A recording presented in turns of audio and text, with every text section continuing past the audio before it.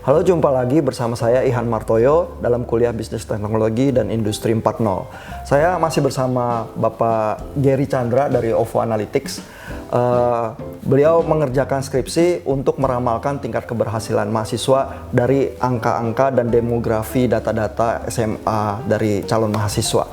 Nah, kita ingin tahu nih Pak, sebenarnya metode di belakang machine learning itu sampai bisa meramalkan itu seperti apa sih Pak?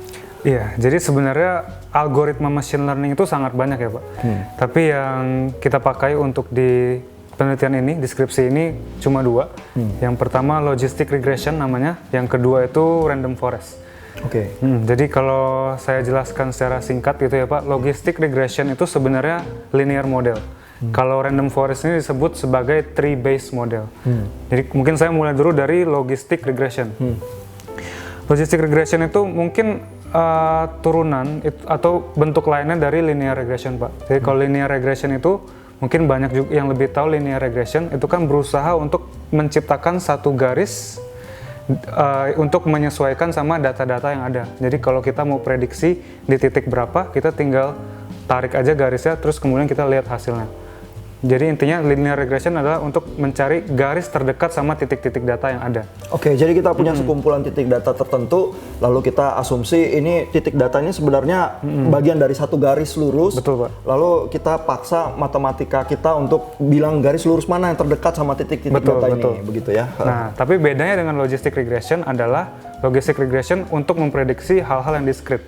Kalau linear regression itu untuk numerik. Continuous variable. Jadi misalnya kalau target kita adalah nilai IPK, kan 0 sampai 4 tuh continuous ya Pak, kita pakai linear regression.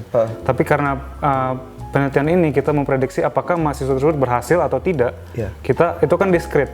Jadi kita pakai logistik. Karena logistik akan melakukan mapping dari linear regression yang tadi hasilnya continuous bisa jadi discrete. Jadi antara yes or no. Antara 1 atau 0 seperti itu Pak. Jadi kalau 1, oh dia IPK-nya di bawah 2. Betul. Kalau 0 dia berhasil IPK-nya di atas 2 begitu ya.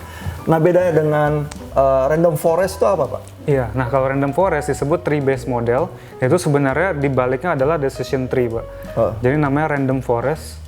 Berarti forest terdiri dari banyak tree gitu kan. Jadi decision tree, mungkin saya jelaskan dari decision tree-nya secara singkat. Jadi decision tree itu keputusan pohon ya? Iya betul, seperti itu kalau diartikan. Pohon keputusan ya? Pohon keputusan. Iya. Jadi pohon yang bisa menghasilkan keputusan gitu Pak.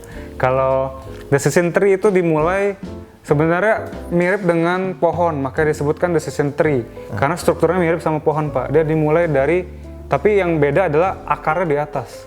Jadi baru dia memanjang ke bawah dan menyebar. Jadi dia dimulai dari, dia pilih satu fitur yang menurut dia paling signifikan, lalu kemudian dia pecah.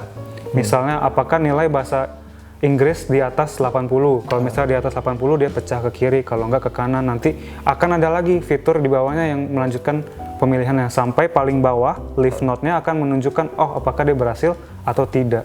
Seperti itu. Setiap kali pohon keputusan itu pecah itu apakah selalu binary Pak? Jadi dua kemungkinan atau bisa banyak? Biasanya binary Pak. Jadi antara yes or no, kiri atau kanan gitu. Oke. Nah, terus kan pakai dua algoritma ya? Betul. Random forest yang decision tree dengan logistic regression. Apa ada perbedaan Pak di hasilnya Pak? Ya, kalau bicara tentang hasil, logistic regression sama random forest yang di penelitian kita kemarin itu mirip ya Pak, jadi sama-sama 70% hasil akhirnya. Dan karakteristik misalnya precision-nya rendah itu juga sama Pak. Tapi mungkin yang berbedanya adalah waktu model ini memprediksi training set sama test set, itu terjadi perbedaan. Dimana logistik itu perbedaan training set sama test setnya nggak terlalu beda jauh, bahkan sama kalau nggak salah kemarin. Tapi kalau random forest menunjukkan adanya perbedaan. Jadi pertanyaan yang lebih sulit ya Pak ya? Kalau harus pilih, saya pilih salah satu aja, logistic regression atau random forest, yang mana yang lebih bagus? Kalau lebih bagus itu susah dijawab sih Pak. Tapi kalau menurut saya sendiri, saya lebih suka pakai logistik karena kalau misalnya beneran model ini akan diimplementasikan untuk ke manajemen, kita lebih mudah untuk menjelaskannya Pak. Gimana sih model ini dibaliknya bekerjanya seperti apa? Karena kita bisa buka model itu, kita bisa bikin perhitungannya manual. Kalau random forest itu banyak orang yang bilang semacam black box. Jadi manajemen kadang nggak suka yang black box kayak gitu sih, Pak. Karena dia lebih non-linear ya, bikin cabang-cabang begitu ya. Nah, tapi apakah random forest ada keuntungannya dibanding logistic regression? Iya, kalau random forest seperti yang di video sebelumnya mungkin, Iya. dia punya fitur yang namanya feature importance, Pak. Nah, jadi kalau tree based model pasti punya yang namanya feature importance. Itu biasa juga cukup membantu kita bisa ngelihat kira-kira dari data ini modelnya itu ngelihat fitur apa sih yang paling penting di situ. Karena biasa interpretasi juga kan pengen dilihat gitu kan. Iya, kita pengen tahu ya faktor apa ya sebenarnya yang bikin orang berhasil atau tidak berhasil ya. Kalau cuma dikasih tahu, oh ini dia berhasil, dia gagal, kita terus ingin tahu kenapanya begitu ya. Oke. Nah, kalau di dalam pekerjaan Pak Gary sekarang di OVO Analytics ya, apakah metode apa yang lebih sering diaplikasikan, Pak? Betul, Pak. Karena OVO sendiri bergerak di financial service, jadi agak sedikit sensitif dengan regulator-regulator gitu ya. Jadi biasa mereka yang melakukan audit. Nah, biasanya seperti yang saya bilang tadi, kita lebih sering sebenarnya pakai logistik, Pak.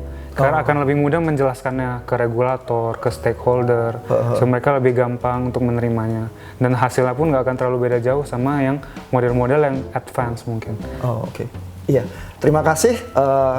Saya bersama Gary Chandra dari OVO Analytics. Kita ketemu lagi di segmen yang berikutnya.